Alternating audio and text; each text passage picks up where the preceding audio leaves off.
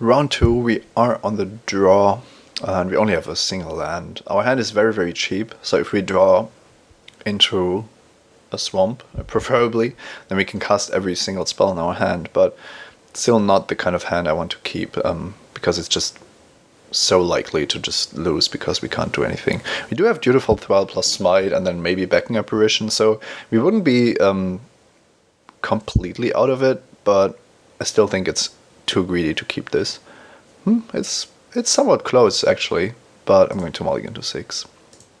And then we keep this hand, which isn't amazing, but hopefully these are the cards for the matchup.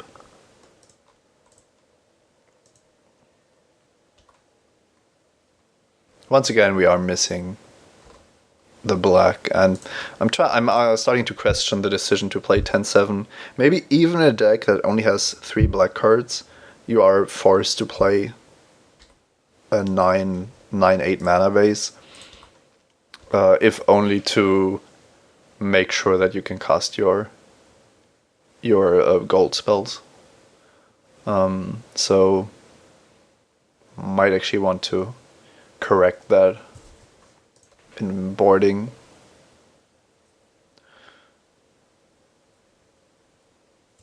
Okay, this might be an Orzhov mirror match. Looks like a red splash, so we don't really know what's waiting for us. And of course, we do need a swamp pretty soon. Zerichi Tiger should be phenomenal here, if we ever get to the point where we have no cards in hand.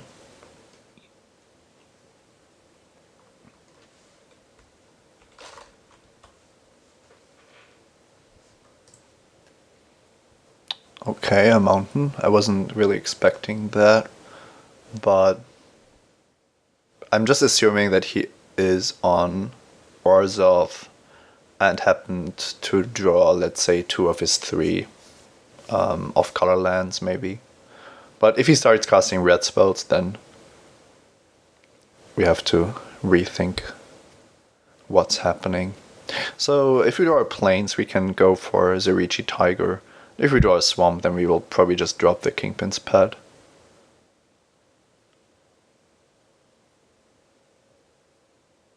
Gateway Shade, not what we want to see, but we do have the Smite, so even if he pumps, we can get rid of it. And that's no spell for us.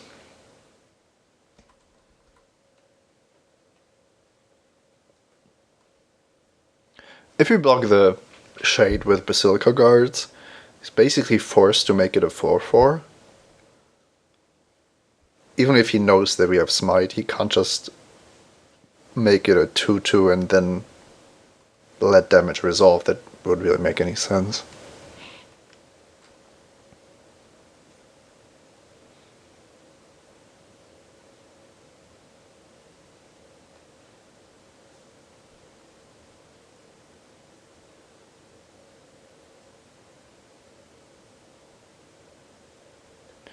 Killing Glare. Yeah, we don't have the aerial maneuver to counter that, so taking quite a bit of damage here. Not a great spot to be in.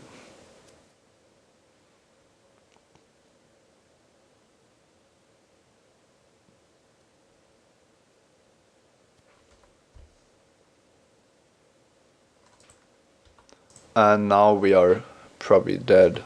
Can't cast any of our spells, and if he just uses what he has on the board, then we are taking 7 going down to 3, and then he attacks us for lethal next turn.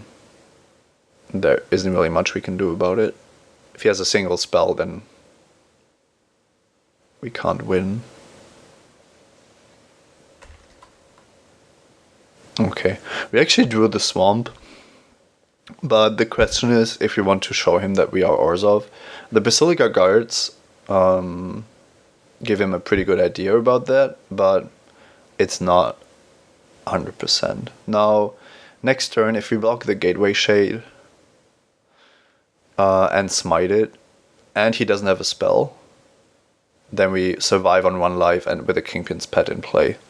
So I think we just have to try it. It's a very low chance, but it's still there's still a way to win this game. So us showing him that we are on Orzhov, hopefully isn't too big of a deal, and we also learn more about his deck in the process. Now, he didn't play a spell before combat, but probably because he knows that he doesn't have to.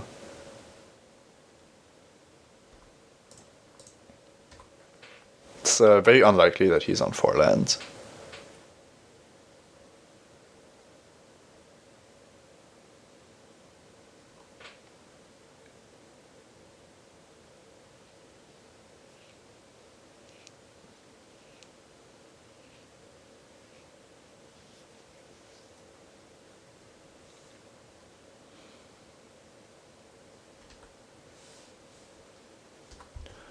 Okay, he gives it +2/+2. We smite it and then we pray.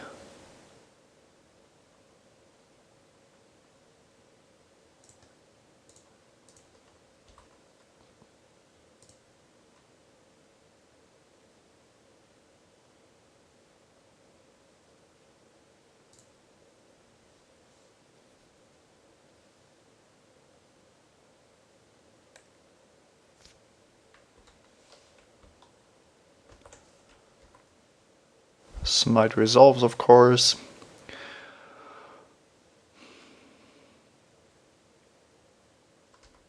We go down to 1, and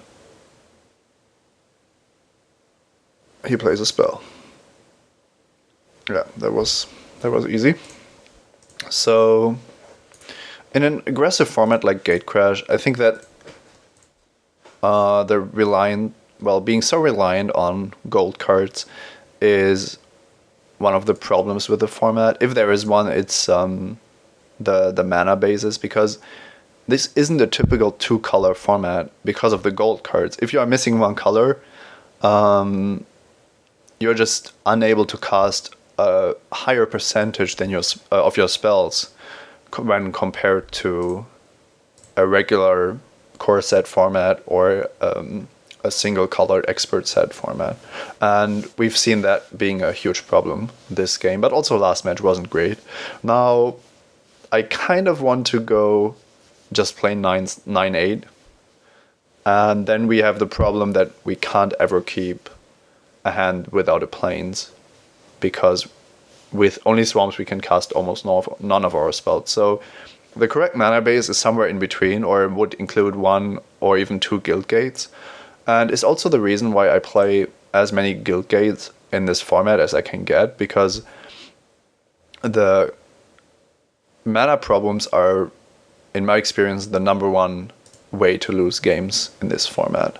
So with that said, I'm just going to take out a plains and add a swamp, but I know that this isn't really solving the problem, but just shifting the problem into another dimension. So yeah, still not happy about that. And there's also we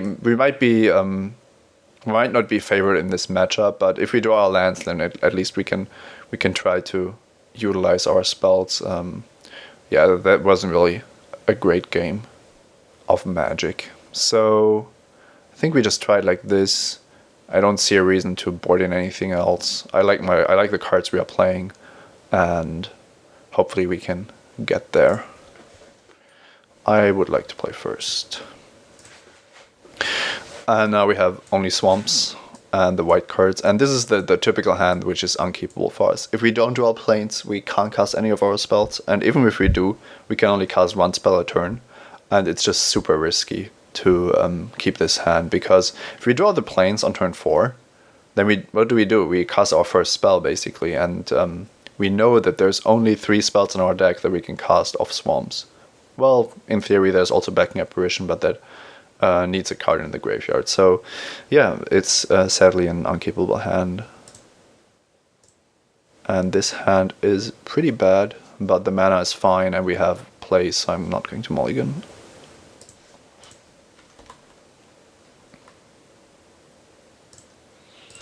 Now we have to hope that we draw some spells and that our opponent doesn't have too many extort cards, which we can't handle.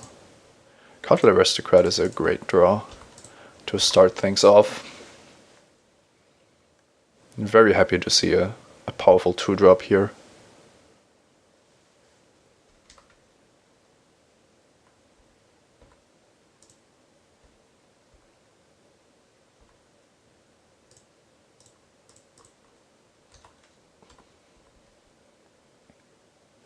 It's also very possible that we are just going to use the High Priest offensively, depending on what our opponent plays. Also Blind Obedience. I don't know why everybody is playing that card. Sometimes the permanents coming to play tapped is really helpful, but there's other times where it doesn't really do anything.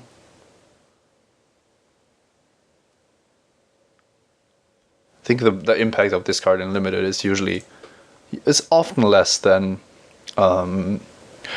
Thrall Parasite. I can understand why you put it in your deck, but in my experience people draft this card much higher than I do, so don't really know what's up with that.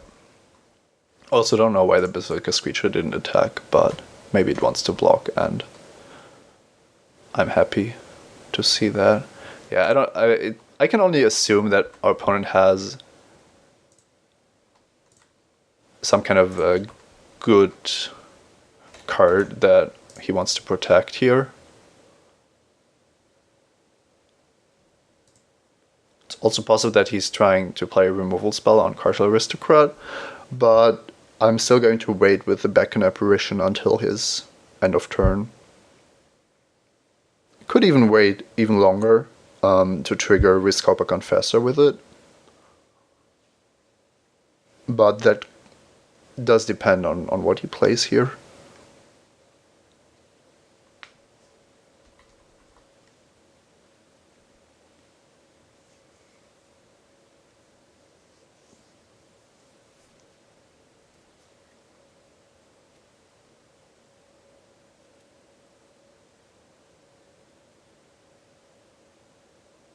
Cryptghast.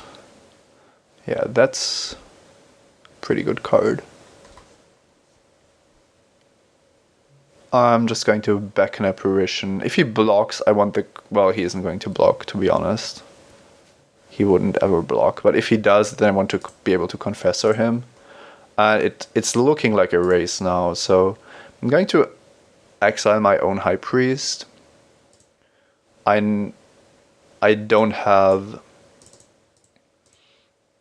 don't have Midnight Recovery, and he might be playing Rite of Precinct 6 or the -X aura, so let's see. If we attack with both here and then drop the Confessor, then we want to look at his hand. It does cost us 4, but we do the Guild Mage, so hopefully we can get some life back. And him having so much mana means that we have to be super careful.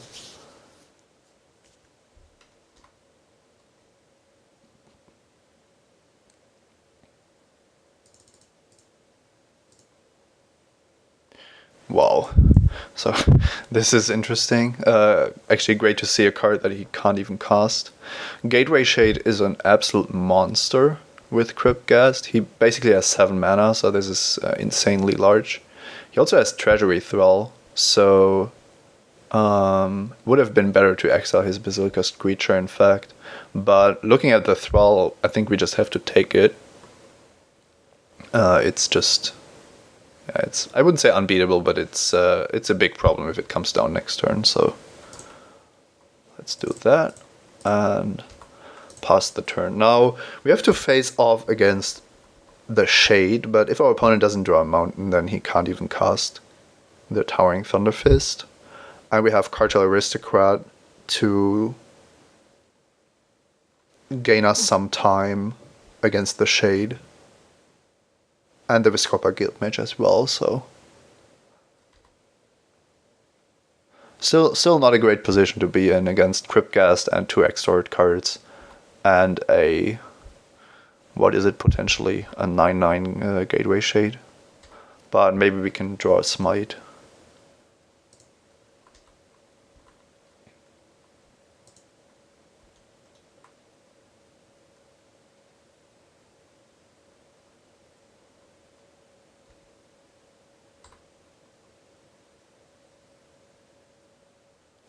Corpse Blockade, that's almost like a Smite. It's a bit weaker, of course, but should be a good way to block the Shade. We can't really attack with anything but the Spirit anyway, right now.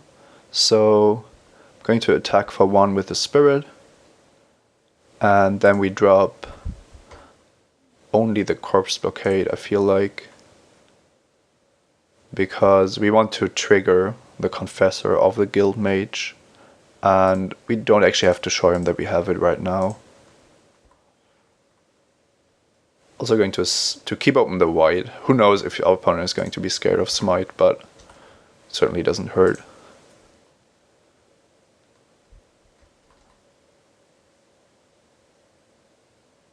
The question is, what creature do we sacrifice into the Aristocrat?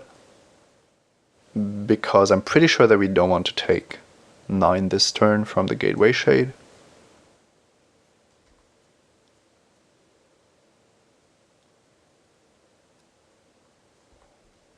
It's probably the Spirit. It's our only offensive card, but Cartel Aristocrat can go on the offensive as well, so...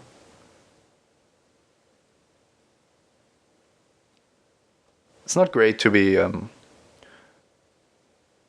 sacrificing our creatures, but against 2 Extort cards, we can't really afford to. Yeah, I'm just going to do it now. I don't know. We could probably wait until he uses the black in his pool. That would be a little better, but it doesn't make a big difference.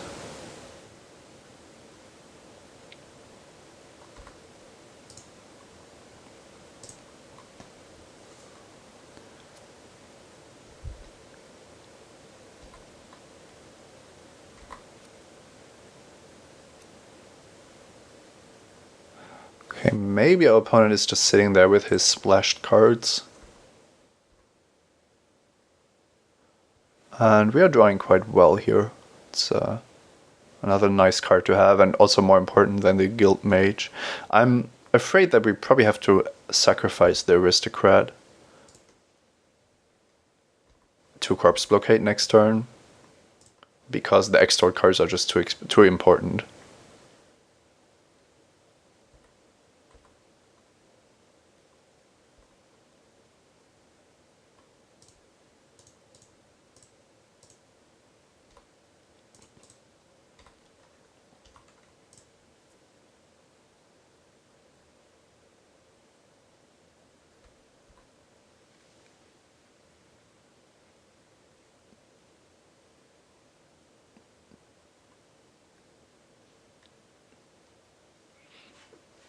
Alternatively, we could sacrifice Viscopa Confessor, and then we still have the Tutor Aristocrat, but then we are down to 2 creatures anyway, and Knight of Obligation and Viscopa Guild Mage are both creatures that we don't really want to sacrifice. So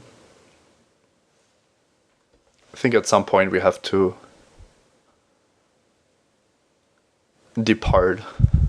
part with the Cartel Aristocrat. Opponent drew a spell here, so let's see what it is. Okay, yeah, that's a good draw.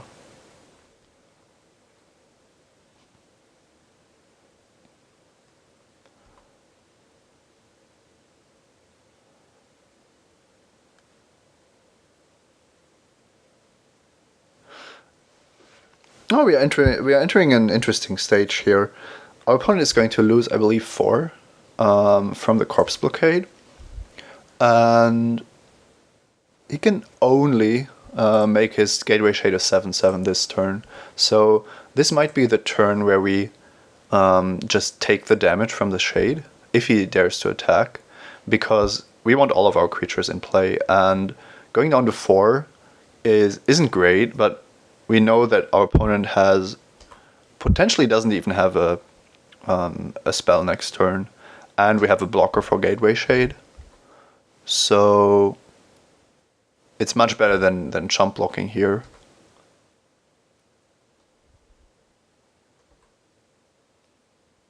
And then hopefully the Guild Mage can do some work if we draw lands, and if we draw spells it's great also.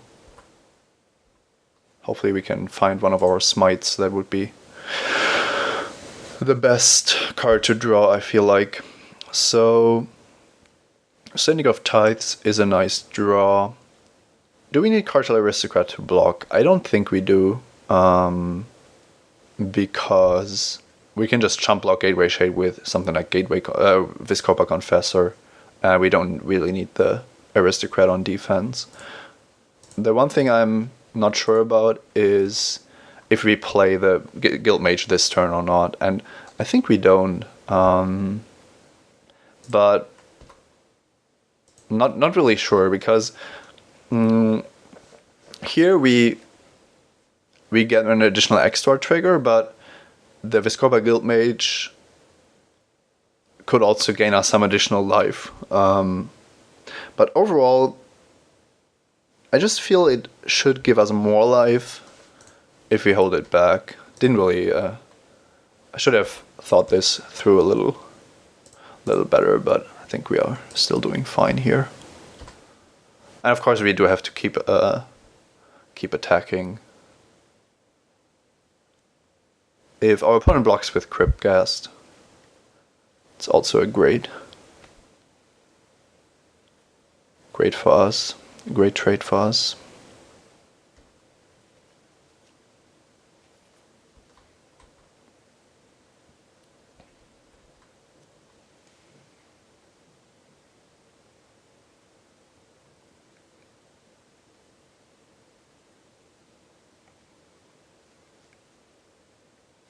We are quite close to threatening lethal with Cartel Aristocrat. I actually think that our opponent should have blocked with his Cryptghast there,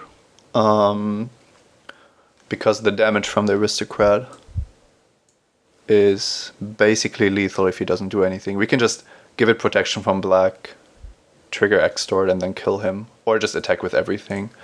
It was a very close game. I didn't really think that we were favored to win, but it looks like it worked out. So our opponent has shown that his late game is pretty spectacular with Cryptghast and the 6 mana, what is it called? Thrall, the 4/4 that gets back cards from the graveyard. So our backing operations are going to target his permanents in his graveyard. And the question is if we want to bring in maybe a card that gives us a little more ways to kill him quickly, like for example like a Shadow Slice. Shadow Slice on Cartel Aristocrat can be just absolutely insane if we have intentions of racing him. I think that Shadow Slice is probably a good idea, even though we are going to be on the draw. It doesn't really hurt to have a way to swing an Orzhov race in our favor. I'm not the biggest fan of Midnight Recovery still. Like I said, our opponent's late game is very, very good, looking very, very good. So I would much rather just end the game with some other cards. I'm not going to go for Righteous Charge because it's just too unlikely that we are going to have a whole lot of creatures in play. Corpse Blockade is only so-so, but in this game it was our main answer to the Gateway Shade, and he showed that in both games he might actually have 2, so I'm going to keep in Corpse Blockade and take out Riot Gear for game 3. Riot Gear, another rather clunky card, which Shadow Slice is hopefully going to do better. It does mean that we have two Dutiful Threads and the Corpse Blockade to hold down the fort on the ground, but I still think that's important. So yeah, this we aren't favored, but we can definitely win this.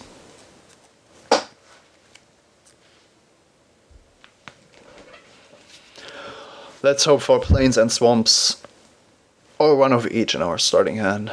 That would be a good way to start the game, but it's not what's happening. So we are on the draw, and we have only swamps. So yeah, like I said, we can't keep that really. And this is almost the same hand, but we can cast our spells, so I'm not going to mulligan. Now we are missing cheap extort cards, and we don't have a 2-drop, and there's a whole lot of problems with this hand, but at least our late game is looking rather good, and we have a spectacular draw once again. Top decking the 2-drop in game 2 won us the game, and the Syndic of Tithes here is also an amazing draw, especially against Blind Obedience, because it guarantees that we are going to get in for damage, and he didn't really develop his board. Now we have to be scared of something like Cryptghast coming down, but Court Sweet Denizen is one of the weaker cards he could have here, even though it does stop our beatdown, because we don't want to trade the Syndic for the Court Sweet Denizen. And now the plan is basically to get down all the extort creatures, the Confessor hopefully taking maybe a 6-drop from his hand. If he plays something here, then we only have to pay 3 life, and we are looking fine in the race with 3 extort cards. So any spells we draw, any cheap spells, are going to be incredible. So the main danger is flooding. Okay, our opponent has a weird draw. Court Sweet Denizen is just not really great, especially when we have the 2/4 Vigilance and the Dutiful Thrall at some point, and we are still threatening to raise him very effectively.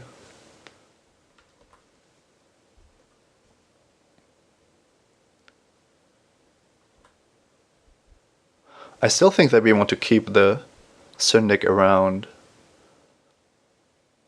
but I'm not 100% sure. Shadow Slice on Night of Obligation is also very interesting.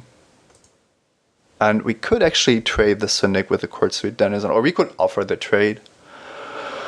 Because we aren't going to block with it, and with the Shadow Slice that we've drawn, we also don't really need three extort creatures. It's just not very likely to be relevant. So the question is, maybe we just want to look at his hand first before deciding what we want to be doing with the Syndic, and it's hopefully going to show us the way.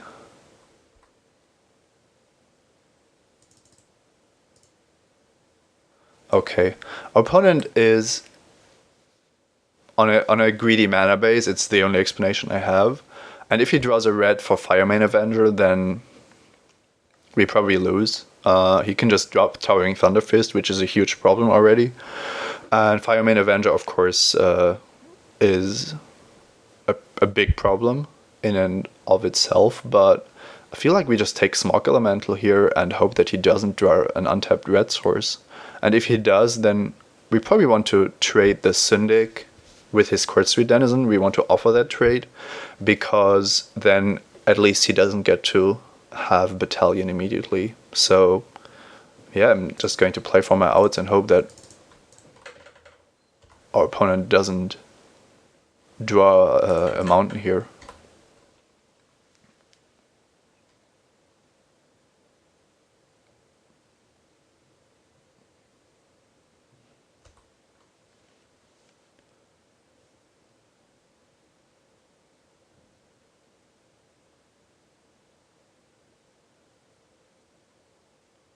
Of course, no spell would be perfect for us, and if it's a minor Orzhov spell, that would also be fine. Okay, it's a removal spell. It's kind of unfortunate. Probably going to attack with the Denizen. That's good for our Shadow Slice.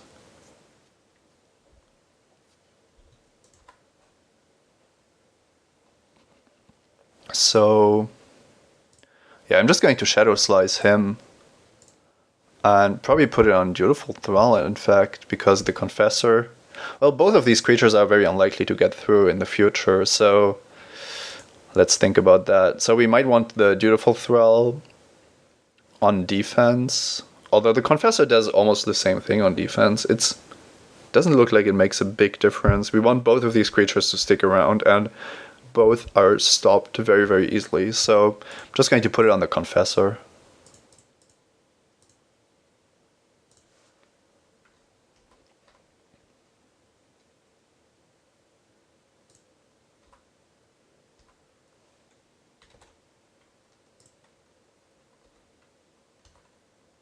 What we could have done here was put it on the Thrall and keep back the Confessor to block the 2/2, but I feel like we have to try to win the race against him.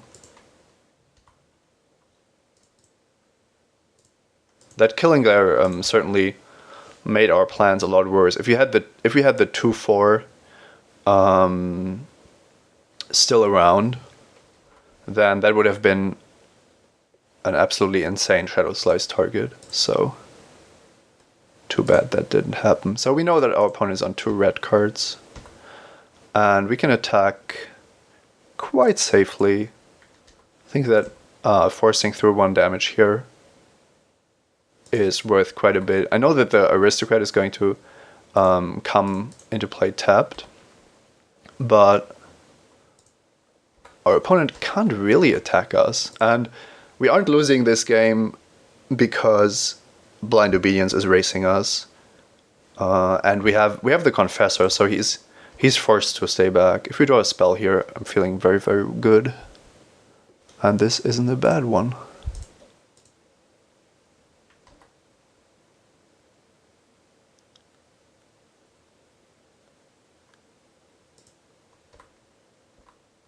Okay, we aren't going to gain life this turn. Well, we are, but we aren't going to activate it as well. So yeah, we just keep on racing.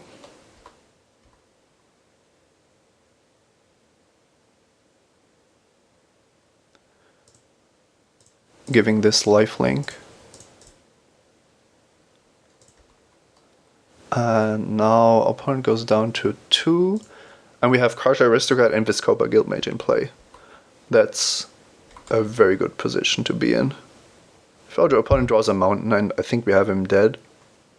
And he concedes. Yeah, we did it. Blind Obedience just not having the board impact, and the red splash costing our opponent, I believe, at least in the 2 games that we were able to win.